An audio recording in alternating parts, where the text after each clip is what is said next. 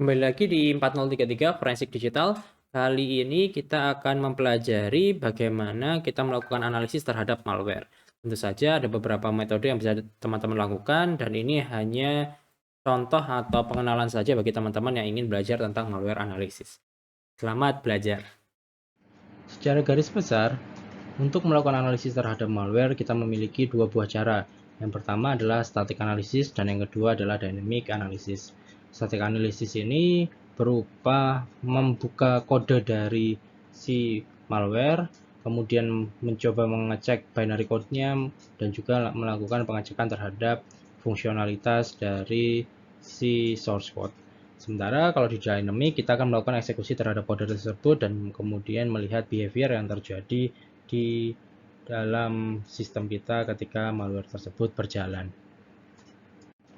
Sebelum teman-teman melakukan analisis terhadap malware, maka ada baiknya ketika teman-teman ini menyiapkan terlebih dahulu yang namanya virtual machine.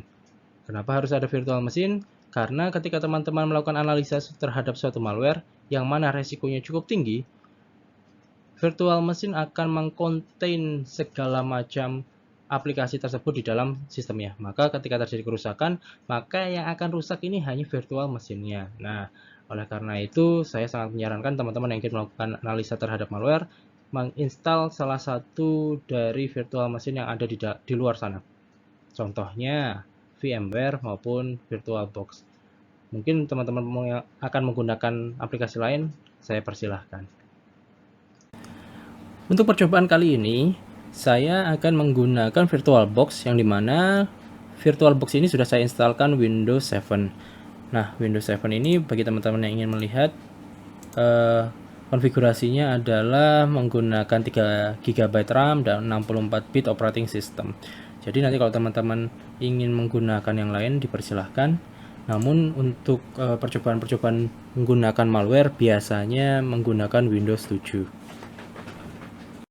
Alasan utama mengapa kita menggunakan virtual machine adalah karena saat ini kita akan mencoba untuk melakukan analisis malware secara live, sehingga bagi teman-teman yang menggunakan Windows aslinya sebagai tempat percobaan, ditakutkan malware tersebut malah tereksekusi dan akhirnya tersebar di komputer teman-teman.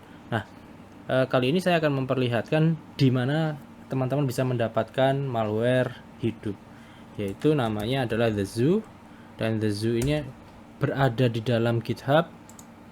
Maaf, ini harus ada captcha dulu. Nah, teman-teman bisa mencari di dalam malware, kemudian masuk ke dalam binary bagi yang mau binary dan source bagi yang mau source. Kali ini saya akan melihatkan yang binary saja. Nah, ada berbagai macam malware yang teman-teman bisa dapatkan di sini. Bahkan ada malware yang berbentuk ransomware. Contohnya adalah WannaCry. Jadi kalau teman-teman ingin mencoba, silahkan download WannaCry. Nah, mungkin saat ini akan saya coba menggunakan ini. Dan setiap dari malware yang ada, sampel yang ada, maka akan diperlihatkan MD5-nya berapa untuk memastikan file tersebut adalah asli, kemudian passwordnya berapa, kemudian SHA-nya berapa juga, dan yang terakhir adalah zip-nya. Hati-hati, sekali lagi saya katakan pada teman-teman, hati-hati dalam melakukan download terhadap malware tersebut. Saya akan mengambil contoh di sini adalah WannaCry. Dan satunya adalah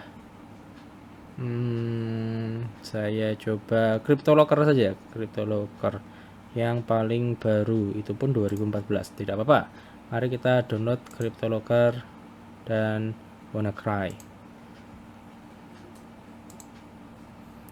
Nah, jadi kita akan menggunakan WannaCry dan CryptoLocker sebagai bahan untuk percobaan. Silahkan teman-teman ikuti, tetapi harus berhati-hati dalam melakukan hal ini.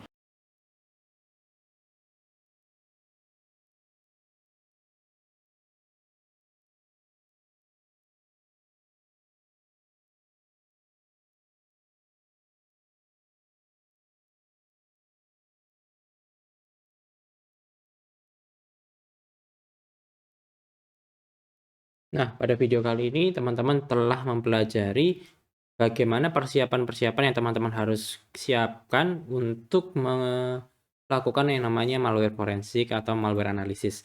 Nah, bagaimana implikasi atau penggunaan dari malware analisis itu pada dunia nyata, atau bagaimana cara melakukan malware analisis? Silahkan teman-teman ikuti video selanjutnya. Salam.